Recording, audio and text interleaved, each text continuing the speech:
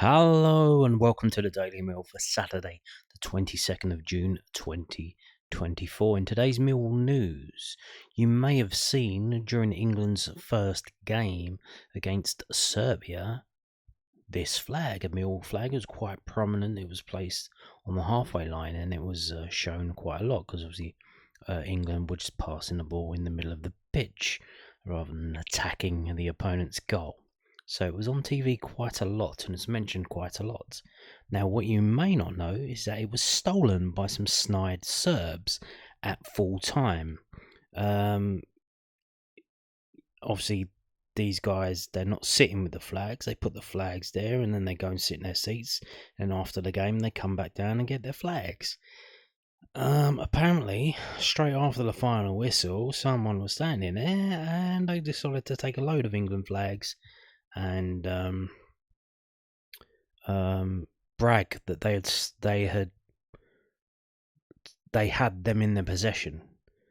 We'll read the story, but basically the gist of it: the Eastern Europeans, there's a thing that they do is that they fight you and they take your flag, and then they post it on social media. Say, look, we beat up this our rival team and we got their flag, aren't we super hard? Well, these people aren't super hard. They waited like gypsies at the end of the game and they just stole the flag.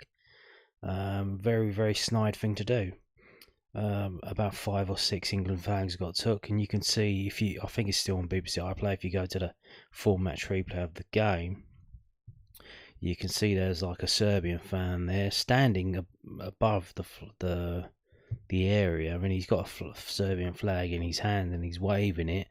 So he's there during, like, at the end, 90 minutes, waiting for the injury time to be done so he can get to work. And so you can see, one geezer just took all the flags. Obviously, if he started taking them before the end of the game, it would be a bit suspicious. But at the end of the game, nobody knows whose flags they are. Like, they don't know. The stewards see some guy taking a flag. Oh, well, that must be his flag, or it's not.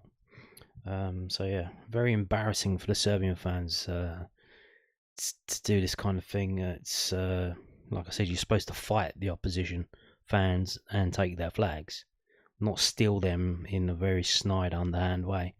But what can you? It's the kids these days, isn't it? They don't want to put the effort in. They want to post on social media bragging and all this thing. They don't want to put the effort in these days. So this is from thesun.co.uk. Across the line, my prized England flag shown on TV was stolen by Serbian hooligans, in quotes, at Euro 2024 game. Then they taunted me with it. Matt got the flag with his dad for the Euro 2004 tournament. So it's a 20-year-old flag. An England fan has revealed his disappointment after Serbian football fans stole a flag which he had for 20 years. Matt Barnes, 42, and his 13-year-old son Harry travelled from their Eastbourne home to Germany to watch England play in the Euros 2024, bringing with them the 14-foot St George's Cross banner. There you go, some pictures of them. That was at the Swansea game, that one. Now they obviously go to Millwall games with it as well. And that was it there. You may remember that. The £500 flag, which he has had since the Euro 2004 competition, has been with Matt all over the world, in just about every football stadium in Britain. As England battled Serbia on June the 16th, Matt's banner, featuring a Millwall line, a Three Lions logo and the words "Millwall, no one likes us," was pride of place pitchside. But when Matt, who works for Mercedes-Benz, was born in Lush and walked down the steps to collect the banner at the final whistle, he was horrified to find it had gone missing. To make matters worse, he saw the very same flag in a boastful social media post being held upside down in triumph by people believed to be Serbian fans who pocketed it. Matt told The Sun, for some people it's a flag, but for me it's a sentimental thing for doing 20 years of football with my dad. He said that his elderly dad Brian is no longer able to travel with him, so the sentimental value of the flag had what have they written here? So the sentimental value of the flag had considerable. What? Because it reminded him. Let's try and fix this in lifetime.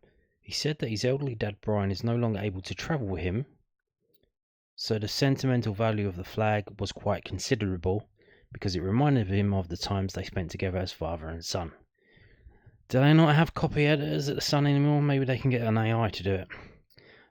Matt had been purposefully attending as many games as he could over 4 years to build up enough points to go to the Euros, the first tournament he and his own son went to together. He said, it's supposed to be a really good experience, just have a bit, that bit done at the end.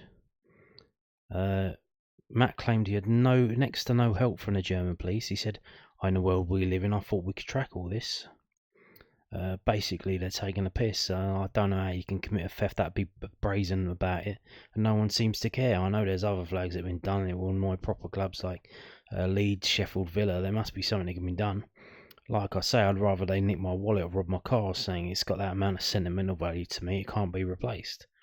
Matt asked for a steward to take a picture of him and his son, and was getting lots of messages from his friends throughout the game after they spotted his flag on TV. The next day, he was also sent screenshots of a group of people posting it online. He said, as flags go, it's beautiful. It's probably the second biggest flag in the ground. 500 or 600 quid, but it's 20 years of travelling. It was at Euro 2004. It's been to Germany, taken to France. This is all over the place. I got a thing made with my dad when we travelled in 2004, but he can't do it now. So he said it had never crossed my mind that someone would steal a flag at a football stadium. Matt added, I was at the back of the lower stand, and they must have taken it at a full-time whistle, and as I went down the stairs, they must have passed me, and I never realised. German police are clearly swamped with Euro fans, but how can on social media not be tracked?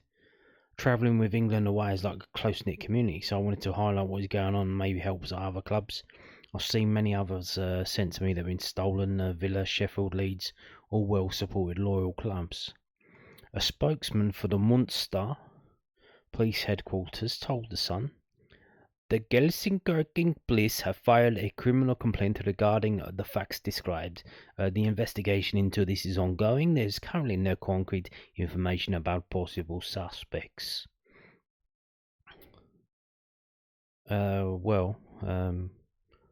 tell you, like I said, this is what they've done. Like they're trying to pretend like you can see from their legs, like they're skinny little kids, they're little brats. Like they didn't fight anyone for those flags. They didn't beat anyone. Like what a bunch of mugs, absolute mugs. Well, I tell you, like I said, I watched it on BBC iPlayer, and you can't see the guy clearly, but you can see that there's a guy. I think he's wearing a red shirt. There's a Serbian flag. He's got a flag in his hand, and he's put it over the thing. So maybe he was loosening and untying the thing while he was pretending to wave the flag. But they don't have cameras in there that can pick him up and get a clear picture of him. And then they can't find out who he is. So, like, he's serious. But what can you do? Absolute scumbags. Absolute scumbags. Now, let's move on to this. We're going to talk. We're going to have a little look and see what transfers have been done, if any, in the Championship and across the leagues, really. This is from bbc.co.uk. It's their transfer section on the football page. On the 21st, what was that? The Friday. Now this is an interesting one. Simon Moore from Coventry to Sunderland. I pointed him out at the time because he's unavailable on a free, that he was probably one of the better players on a free that we probably may be interested in, because we were looking to replace Bart Biakowski, and he's a goalkeeper. He's pretty good. He's not washed. He's still got some value, and he's gone to Sunderland now. So good for them, I guess. Sheffield Wednesday signed Yann Valery from Angers in France. I think a young lad from Leeds has gone to Stockport. Lewis Bate. Ashley Fletcher's gone from Watford to Blackpool, so drop down the league. A lad from Welling has gone to Crawley. I don't don't know if that's going to be one of those ones that we missed. Jack Rudoni, who we were linked with in the past, and obviously people linked with us again saying maybe we should go in for him because Huddersfield got relegated. Coventry have gone in and decided to snap him up. So there you go. And Coventry also getting Lewis Binks from Bologna. Interesting stuff there. Coventry obviously making moves to do something next season. This is interesting. So on the 18th of June, 2 ex-Millwall players transferred on the same day. Ryan Alsop went from Hull to Birmingham, and you would think, well, was he out of contract? No, they paid for him. Birmingham paid a fee to get Ryan Alsop from Hull to Birmingham, from a Championship team to a League One team. So interesting that. Alex Bass going from Sunderland to Notts County. Zach Jules, a player that we were linked with earlier, around about the time that we were linked with Tanganga, and he has ended up going to Rotherham. So he's the centre back who's at Exeter. He's gone to Rotherham. We got, I think, a young lad from QPR has gone to Cheltenham. What else have we got? Connor Mahoney, Huddersfield. Obviously, he's a Huddersfield player, but he was at loan at Gillingham last season. So Huddersfield now in League One. Barrow. He's gone to Barrow in League Two. Which is interesting. Barrow signing obviously Sam Barnes and Connor Mahoney on the same day. I think Barrow themselves trying to strengthen. So there you go, Connor Mahoney playing at Barrow. Well, who would imagine that? I mentioned previously George Nevitt, centre back we were linked to, has gone to Peterborough. And I think that's about sums it up until we get to the next one. Luke Berry, obviously Luton in the Championship now, gone to Charlton. So was in the Premier League, gone to the Luton, got relegated into the Championship, and he's gone to League One Charlton to, I think, link up with Nathan Jones, former manager. We got Stephen Duke McKenna, I think another youngster going from QPR to Harrogate. But not a lot of. There's a few. There's a few transfers in the Championship, but not many. On the 15th of June, we had Max Lowe crossing Sheffield, going from Sheffield United to Sheffield Wednesday, and Blackburn bringing in a Northern Irish player, Aidan Doherty. Interesting there. Blackburn. Will they get relegated next year, Blackburn? They fell off a lot, haven't they? So that's the transfers so far. Obviously not a lot going on. We hope that there will be some Mill transfers on Monday or Tuesday. I did mention we signed a young lad, a Ghanaian young lad, that I mentioned that in yesterday's video. We're going to end on this. This was posted on Mill's official website, millfc.co.uk. It's titled Millwall Football Club remembers Matija Sarkic. It's basically messages from first team players and staff members about Matija Sarkic, and there's so many of them. I cannot read them all. There are so many of them. I'm going to read the James Berylson one. So, my father's last phone call prior to his accident last summer was in fact discussing Matty, who then became my first official signing. We quickly built a strong relationship, and I was able to spend time with him and Phoebe and Match early in the season. Matty was also always a positive presence with a permanent smile, a real leader in the club, and a ferocious competitor, and it was just a pleasure to have him with us over the past year. We're all going to miss him deeply, both as a wonderful person and as an excellent goalkeeper and a leader at the club. And he's going to be deeply missed, but will also be always be a lion and part of the family, and that's James Berylson, Football Club chairman. We have Neil Harris, who we've heard of with the interview that was posted on social media. Jay Cooper the same. And then we've got Tom Bradshaw. So I don't know where these came from, whether they were specific. Maybe they'll post it on social media. I don't follow the players on Instagram or wherever they post. To be honest with you, so I don't know if these were written in the book of condolence or what. So Zion Fleming, Ryan Leonard, Ryan Longman, Danny McNamara, Billy Mitchell, Kevin Nisbet, Connell Truman, obviously fellow goalkeeper, Duncan Watmore, George Saville, Romain Esse, Murray Wallace, Michael Obafemi. So players that not necessarily still at the club, but with Matty last season. And managers as well, we'll get to that in a minute. George Honeyman, Idomu Amaku, Wes Harding. So obviously Wes Harding playing tonight for, I don't know if he's playing at the moment. I don't think the team's been put up. Here now away on international duty, I recall our conversations about representing our countries, doing what we love, the pride and passion you expressed about playing for Montenegro. Having lost you, I will look back on this particular call up with a bittersweet lens, but I promise to honour you by reflecting the same pride and passion we shared whenever I play, both internationally and at home. So yeah, interesting stuff. I'm not sure if Wes Harding's playing for Jamaica. They kick off in 2 hours time. Joe Bryan, Casper Denor, Sean Hodgson, like I said. So not at the club anymore. But still left the message, and here's the longest one. Ethan Waddy. You may not know who Ethan Waddy is. If you've been to an under-21 game or seen the highlights, he is one of the under-21 goalkeepers. He wears a protective cap when he plays. That may jog your memory. And he's left this long message. So there you go. It's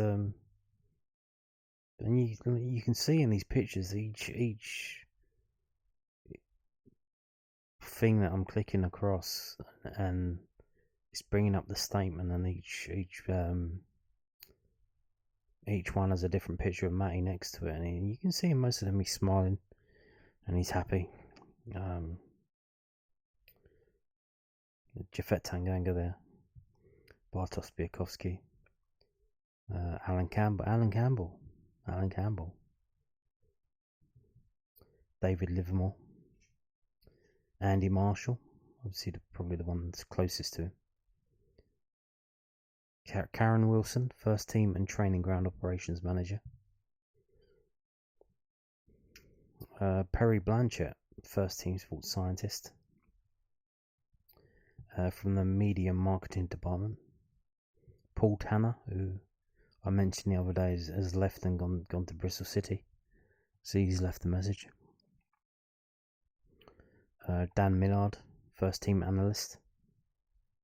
Naheem Ali, the doctor, you may recognise him. Adrian Wisson, assistant kit manager. Adam Barrett, Ben Dixon, lead physical performance coach. Isabel McNamara, assistant club secretary. Sam Percival, first team performance analyst. Jack Wisson, the kit manager. Jessica Newman, the club secretary. Joe Edwards included here, a former first team head coach. Andy Myers, Ayo Awosika, physical performance coach.